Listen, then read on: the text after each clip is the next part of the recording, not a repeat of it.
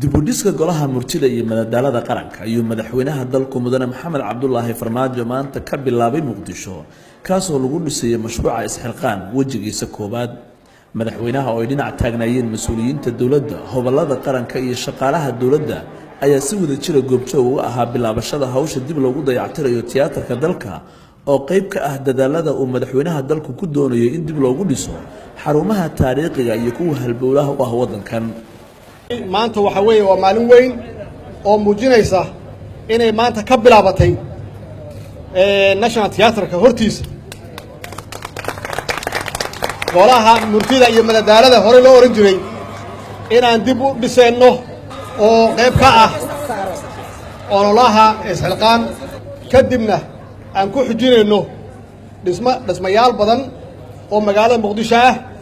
iyo guud ahaan dalka meel walbaba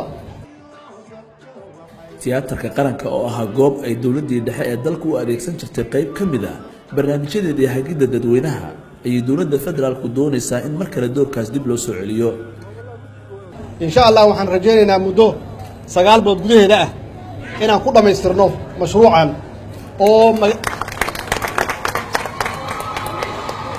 oo golahan murtida madadaalada ay ku soo noqoto siday ahaan jirtay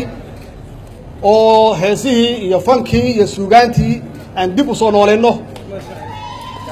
iyo masraxii dibna u soo celinno guud ahaan intii naga maqan ee hobolada waa beri ahay cabdikariin jiil oo ka mid ah hobolada qaranka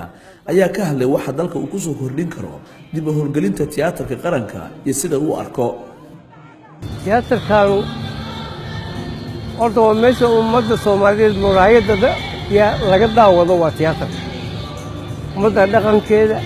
siyaasaddeeda howlbarinteeda dhaqaalaheeda meesha laga faafiyo ama waa halkaas sharaftiiyo magaciida iyo qardamadii soomaalida weeye tiyaatarka waa meesha wax laga wacdiyo